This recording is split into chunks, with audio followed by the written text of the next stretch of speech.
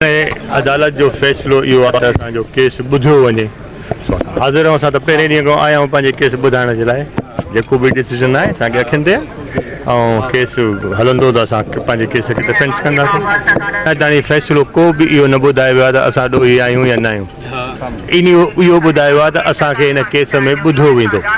हाणे ॿुधनि जेके शायदि गवाह अञा ताईं को बि न हलिया आहिनि, उहे हाणे हलंदा, ॿुधंदा असां ॿुधंदासीं। बाक़ी हर डिसीजन खे जेको बि डिसीजन हूंदो आहे न बाबा, उहो कोई आख़िरी कोर्ट न हूंदी आहे, कोर्टूं मथे आहिनि। हर डिसीजन खे उन खे चैलेंज कबो आहे। असांजे ख़िलाफ़ु जेके अचे आयो आहे त भई असां उन डिसीजन खे अॻिते वञिबो। बाक़ी कोर्टनि ते एतबार आहे जंहिंजे करे असां हिते मौजूदु। कोर्ट है, कोर्ट जो चीज़ डिसाइड करती है, उसको मैं कंडम्प्ट या गलत या सही कहने का कोई हक नहीं है मुझे।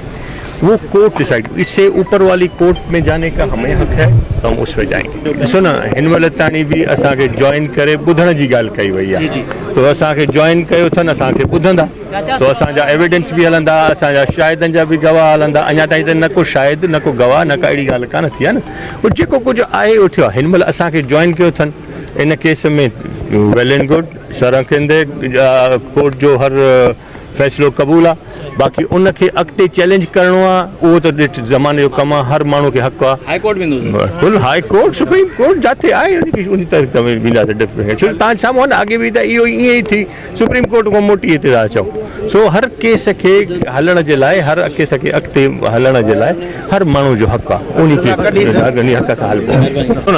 फ़ैसिले जो हक़ु हर माण्हू खे आहे, हर अदालत खे चैलेंज करण जो।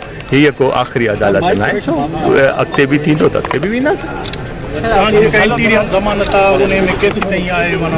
साईं इंटीरियर ज़मानत हर हाज़िरी ते एक्सटेंड थींदी आहे। सो हिन महिल 5वीं तारीख़ ताईं आहे, वरी 5 खे ॾिसंदासीं।